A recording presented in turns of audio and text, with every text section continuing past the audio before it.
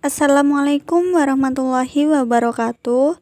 Perkenalkan, nama saya Dewi Siti Rokana dari Pendidikan Geografi Universitas Negeri Surabaya.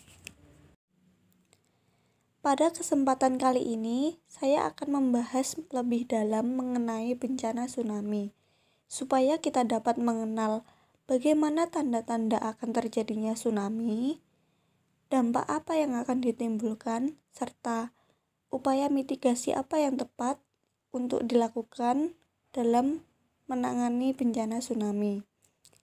Kata tsunami sudah tidak asing lagi terdengar oleh masyarakat Indonesia. Tsunami merupakan salah satu bentuk bencana alam yang sering terjadi di Indonesia, bahkan di seluruh dunia. Lalu, apa sih tsunami itu?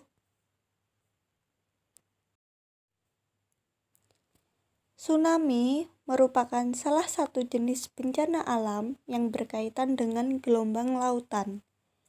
Gelombang lautan yang sangat besar dan menerjang daratan disebut dengan tsunami. Tsunami berasal dari bahasa Jepang yaitu su yang berarti pelabuhan serta nami yang berarti gelombang.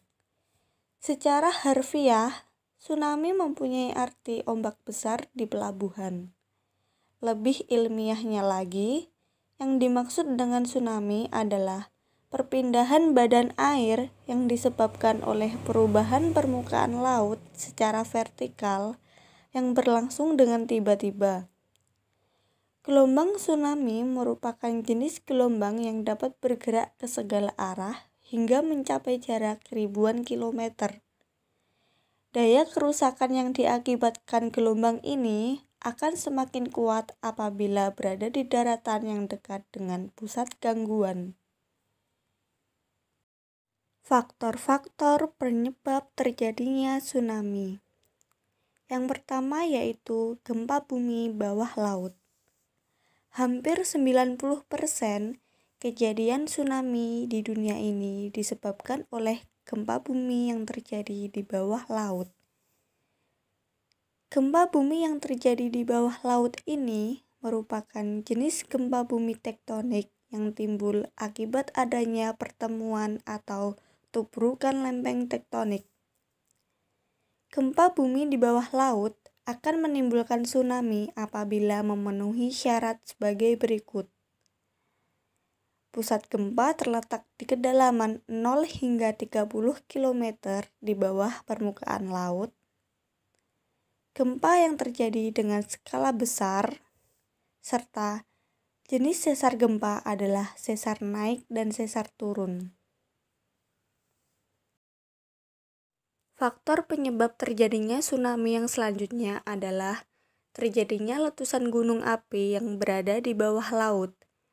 Akibat adanya letusan yang sangat besar dari keberadaan gunung api di bawah laut ini akan menyebabkan terjadinya tsunami. Faktor penyebab terjadinya tsunami yang selanjutnya yaitu terjadinya longsor di bawah laut. Longsor bawah laut pada umumnya disebabkan oleh adanya gempa bumi tektonik atau letusan gunung berapi di bawah laut. Getaran kuat yang ditimbulkan oleh longsor inilah yang bisa menyebabkan terjadinya tsunami. Selain gempa bumi tektonik dan letusan gunung berapi, tabrakan lempeng yang ada di bawah laut juga dapat menyebabkan terjadinya longsor. Sehingga hal inilah yang dapat memicu terjadinya tsunami. Faktor penyebab terjadinya tsunami yang selanjutnya adalah adanya hantaman meteor. Hantaman meteor atau benda langit yang berukuran besar yang jatuh ke permukaan laut dapat menyebabkan terjadinya tsunami. Besar kecilnya gelombang tsunami bergantung pada ukuran meteor serta kecepatan meteor itu sendiri. Tanda-tanda terjadinya bencana tsunami. Sebelum terjadinya tsunami, biasanya selalu dibarengi dengan tanda-tanda kejadiannya. Adapun tanda-tanda kejadian tsunami adalah sebagai berikut. Yang pertama yaitu terjadinya gempa atau getaran yang berpusat di bawah laut. Gempa atau getaran ini dapat dirasakan oleh masyarakat sekitar pantai kurang lebih selama 30 detik hingga 1 menit dengan intensitas getaran yang cukup kuat. Tanda-tanda bencana tsunami yang selanjutnya adalah air laut yang surut secara tiba-tiba. Setelah adanya gempa atau getaran, selanjutnya adalah surutnya air laut secara tiba-tiba. Semakin jauh surut air laut, maka kekuatan tsunami yang akan terjadi semakin besar. Surutnya air laut ini disebabkan karena permukaan laut turun secara tiba-tiba, sehingga terdapat kekosongan ruang yang menyebabkan air laut pantai tertarik. Dan ketika gelombang tsunami telah tercipta, maka air akan kembali ke pantai dengan wujud gelombang yang sangat besar, yang dinamakan dengan tsunami. Tanda-tanda bencana tsunami yang berikutnya adalah tanda-tanda alam yang tidak biasa. Tanda-tanda alam yang tidak biasa ini adalah beberapa perilaku hewan yang menunjukkan keanehan, seperti aktifnya kelelawar di siang hari, serta banyaknya burung-burung yang bergerombol di sekitar pantai. Tanda-tanda bencana tsunami yang selanjutnya adalah terdengarnya suara gemuruh di sekitar lautan.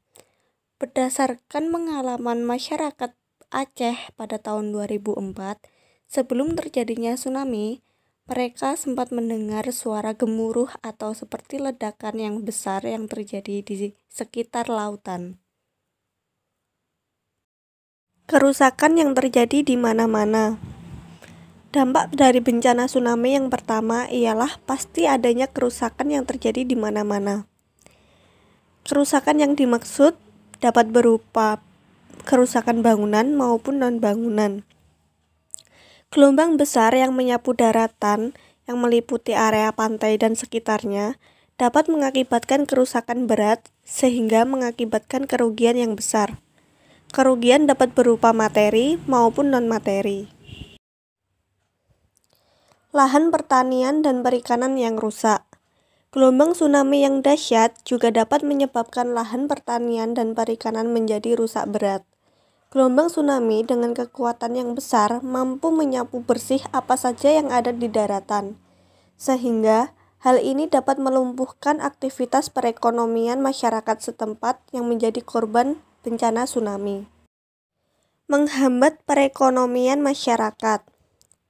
Kerusakan dan kehilangan yang terjadi akibat gelombang tsunami akan melumpuhkan kegiatan perekonomian sampai beberapa waktu ke depan. Tidak hanya itu, namun kerugian yang disebabkan oleh tsunami mungkin akan menggantikan kegiatan produksi dan perdagangan dalam waktu yang cukup lama. Hal ini menjadikan perekonomian atau pendapatan masyarakat menjadi menurun secara drastis. Dampak tsunami berupa kerugian material dan spiritual. Kerugian material dikarenakan hancurnya beberapa bangunan, gedung, industri, kantor, dan lainnya yang menjadikan pusat perekonomian menjadi lumpuh.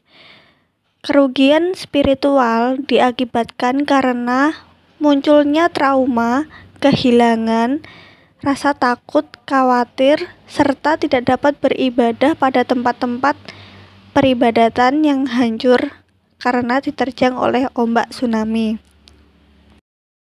Dampak dari bencana tsunami yang selanjutnya adalah menimbulkan bibit penyakit. Ketika gelombang laut yang tinggi menghancurkan daratan, maka yang akan kita temukan adalah benda-benda kotor, tanah yang berlumpur, dan lain sebagainya. Lingkungan menjadi tidak bersih dan menimbulkan banyak sekali bibit penyakit.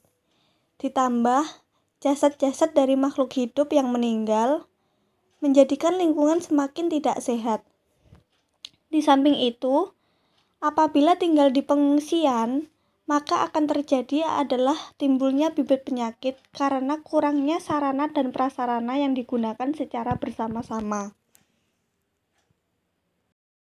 Pembangunan sistem peringatan dini tsunami, pembangunan tempat evakuasi atau shelter di sekitar pemukiman penduduk pesisir pantai, pembangunan tembok penahan tsunami pada garis pantai yang beresiko, penanaman pohon mangrove dan pohon lainnya di sekitar garis pantai guna untuk meredam gelombang laut. Meningkatkan pengetahuan kepada masyarakat sekitar pesisir pantai mengenai tanda-tanda terjadinya tsunami dan langkah apa saja yang dapat dilakukan ketika terjadi tsunami. Segera melapor kepada pihak berwenang apabila melihat tanda-tanda akan terjadinya tsunami. Segera berlari dan mencari tempat yang tinggi seperti di gunung atau gedung yang tinggi apabila sudah melihat tanda-tanda terjadinya tsunami. Apabila sedang berada di perahu dan sudah mendengar berita mengenai tsunami, jangan arahkan perahu ke tepi pantai.